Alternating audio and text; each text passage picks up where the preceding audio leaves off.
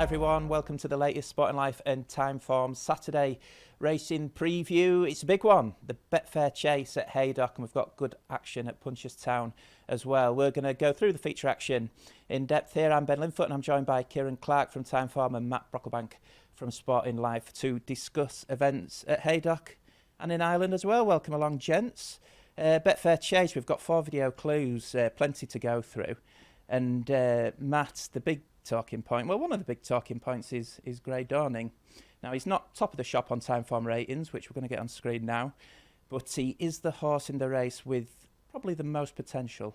Without doubt, yeah. He's only a 7-year-old, don't forget. Obviously, his first run now outside of novice company, having made a really good impression as a novice chaser last season, winning impressively at Warwick over 3 miles, dropping back, won the Turners Novices Chase, the now defunct Turners. That was at the Cheltenham Festival, and then probably had enough a little bit for the season when third at Aintree, but it was another solid run. Showed he belonged in top class company, and he is, as you say, he is the most exciting horse. This is the win, the aforementioned win, when a little bit cumbersome, a bit clumsy there, but galloped on strongly, and this really did show. Look, he's outstayed Apple Away. Yeah, the Russell horse. Broadway boy back in third. I mean, we've picked this video because Time Form think this is his best piece of form, and this was over 3 miles. So yeah, I don't think the second and third were at the best here, personally. Apple Away's clumsy, isn't she? She doesn't jump brilliantly, and the Twiston Davies team came out and said that Broadway Boy was suffering from ulcers this day. So personally, I would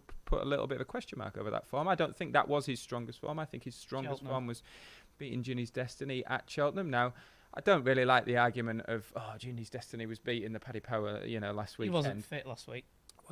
Wasn't his best, I don't think, was it? So I don't think we can judge that perfectly kind of, linear form line. Grey Dawning is a hugely exciting horse. Whether he wants at the Betfair Chase, he's proven on soft ground. He's proven at Haydock, and we're expecting some really heavy rain, which he should handle. But the Betfair Chase it's a unique test. if you could hear any drilling, apologies. There is plenty of building work going on just outside the studio.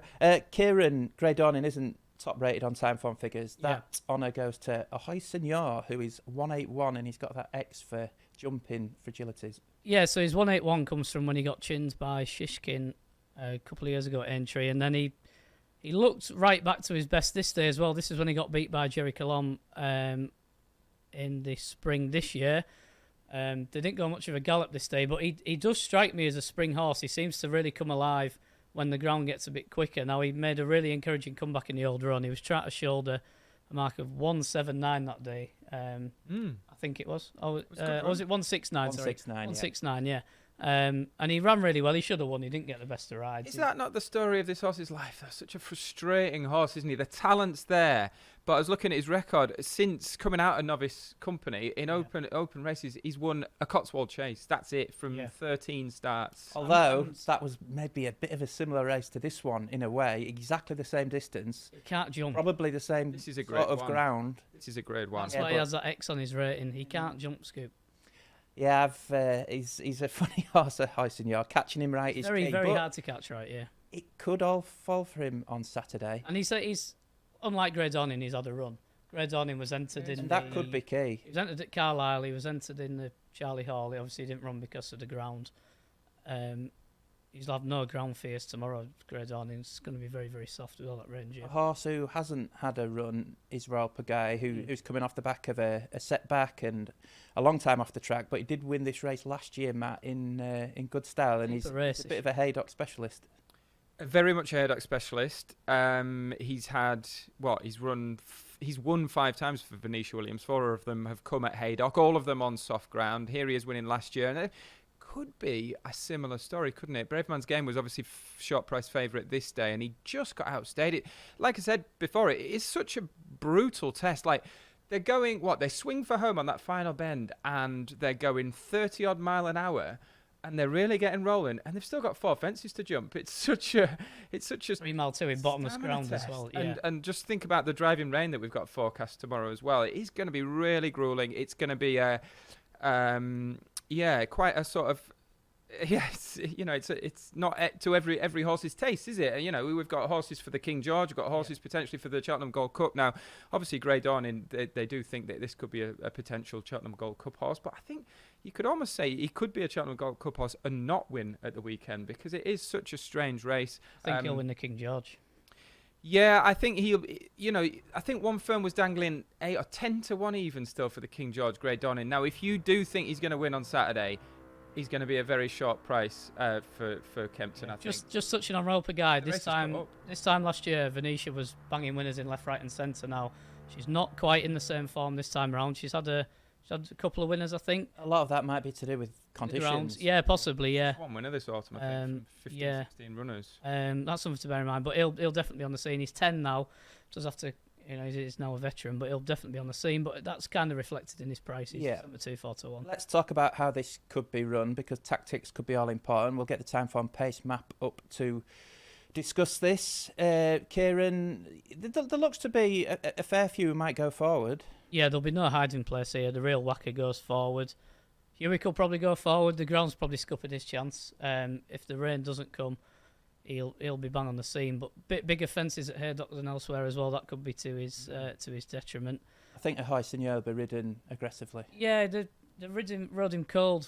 Change of tactics at entry, but I think they'll send him different forward. again here, won't it? Yeah, and then Grey Dawning will be held up. Capodanno definitely will be held up, but like plenty of these, he makes a few mistakes. And Real Whacker will go forward as well. Okay, final video clue is Capodanno, and he is shown here winning the Cotswold Chase in January. He is, yeah. Sorry, that was me there, wasn't it? Yeah, Hoysenor ran in that race this day. It wasn't the Real Whacker did as well. Wasn't the best of Cotswold Chases, but he was impressive. The problem I've got with him is that he can't jump. He's bound to make a few mistakes. JP's got another interesting runner in Limerick Lace who ran in the National, got badly hampered. I think she'll be laid out for another national tilt, but I think from what we've seen with Capodanno today, he's going to have to improve on that form. Okay, let's round up these thoughts. Selection time.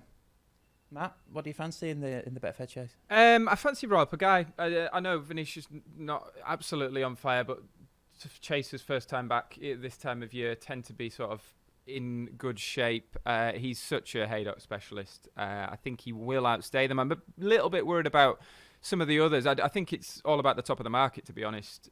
Grey Dawning is the horse, he's the horse with the great potential, as we said. I mentioned Gold Tweet. He's got some interesting form. Obviously, the trainer targets some of these races over in Britain. This horse has won the Cleve Hurdle. I'd be a bit worried about sort of the JP horses might be, and even Brave Man's Game. He's been mentioned about Grand National, hasn't he, as well? He's got no chance of winning this match. He might be placed, but he just doesn't win. Brave Man's Game. Yeah. We should talk about Brave Man's Game briefly because the headgear is an interesting angle. He's not so brave anymore, but it is. First time blinkers. Now I know Clanders Obo, first time blinkers. Sylvania Conti. I know you're a big fan of this angle for Paul Nicholls. He keeps his grizzled usually entry in the spring, isn't it? Chaser sweet, doesn't he? But yeah, I must admit, especially with the rain coming, I think Brave Man's Game's up against. I think Royal Pagaille win. If you actually want to take Grey Dawning out of the race, you can bet without the favourite here. And Royal Pagaille's like 2 to 1, 9 to 4 without the favourite. So I wouldn't put anyone off that. If they do actually fancy, if they really are scared of Grey Dawning as the horse with the potential, I think it's between the pair of them. So Royal Pagaille's about 4 or 5 to 1, but maybe take the favourite out and back him at 2s. I think Grey Dawning's the best horse in the race. It just depends if he's ready, because it's going to be a real slog, and I'll probably have to fall down on Royal Pagaille. I probably won't back him at 4 to 1, but I think he's probably the most likeliest winner. Okay, great stuff. Looking forward to the Betfair Chase on Saturday. And I should mention at this point, all of the replays shown in today's video were brought to you by Racing TV. And I should tell you that it's your last chance for the Racing TV free trial. The offer ends this Sunday, so if you want 1 month of Racing TV for absolutely nothing, now's a good time to get it ahead of Haydock and Punchestown this weekend. And all you've got to do is head to racingtv.com/free trial. Okay, good action in Ireland as well this weekend. Talking of Punchestown, it's the Unibet Morgiana Hurdle at 2:10 on Saturday. We'll get the time form ratings on screen, and we will see that State Man is top of the shop, of course, on 176, Lossymouth 170p, Brighter Days Ahead 166p. Looks a terrific renewal, Kieran. What do we think here? And just to clarify, those ratings are with the sex allowance that Lossymouth and Brighter Days Ahead receive, so they clearly have to improve, but both could do. I think Brighter Days Ahead would probably be the most vulnerable at 2 miles. She was found out on a stiff 2 miles at the festival.